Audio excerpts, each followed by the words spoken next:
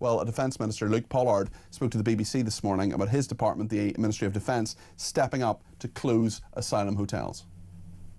Absolutely right, though, when the Prime Minister set out his ambition to close every single asylum hotel, that every government department does what it can to step up and support that mission. So we're working with the Home Office at the moment to look at where we have disused military facilities that could be used to house asylum seekers as their applications are processed. We're in discussions around a number of sites at the moment. It's right that I think that the MOD steps up to support this mission at this time, because I don't want to see a single asylum hotel open. I imagine your viewers don't as well.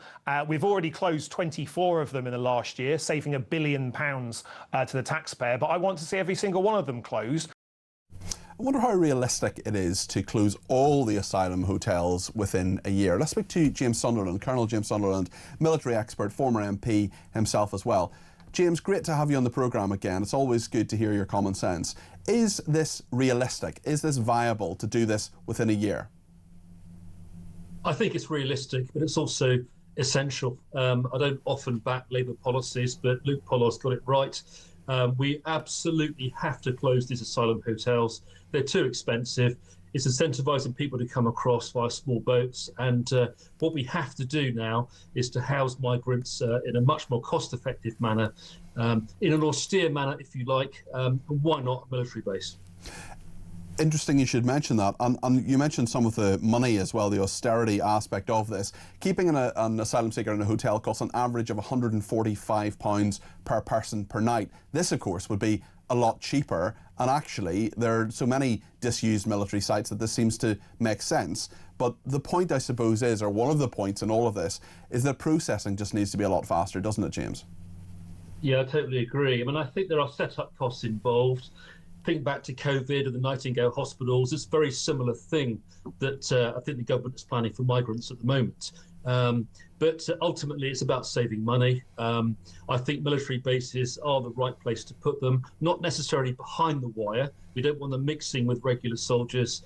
We don't want them jeopardising security. But why not a disused military base, an old airfield, where we can put a perimeter fence around the outside, build these porter cabin type functions, give them essential life support, and give them what they need to survive. And ultimately, you know, we're not going to be incentivising people to cross the channel by putting them in a hotel, so it is the right thing to do.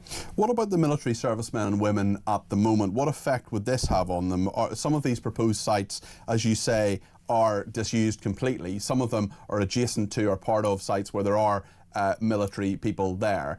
For our servicemen and women, I mean, so many stories I've covered over many years about the fact we're not housing them correctly. If you're setting up more accommodation for asylum seekers, should the focus be instead or as well on making sure that accommodation for those who serve their country is at least as good, if not better?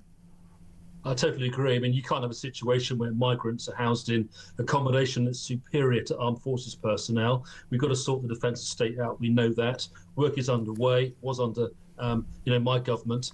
But what's really important is the fact that we do the minimum necessary to house migrants and look after them, give them the life support they need.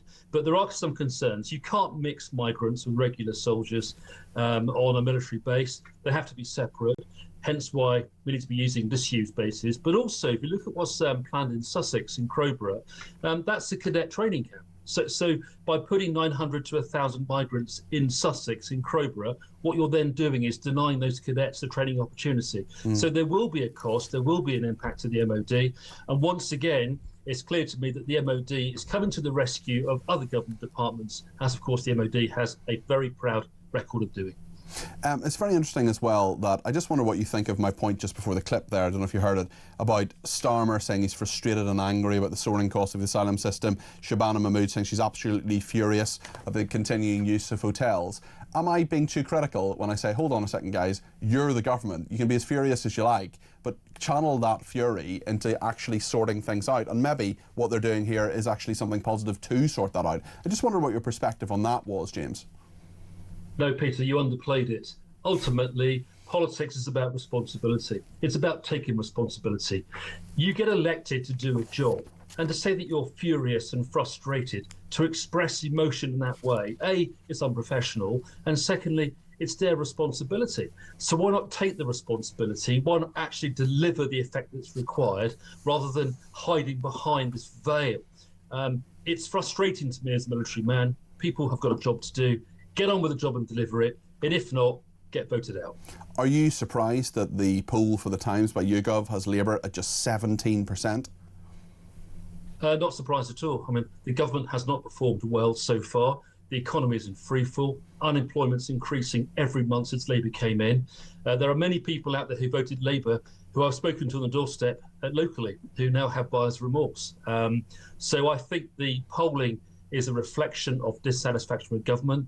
And it's also a clear message. Socialism does not work. This is the British people rejecting socialism. And once again, we need a right-leaning government in place to put the mess right. James, thank you. That is Colonel James Sunderland, military expert and former MP. Appreciate your contribution to the programme.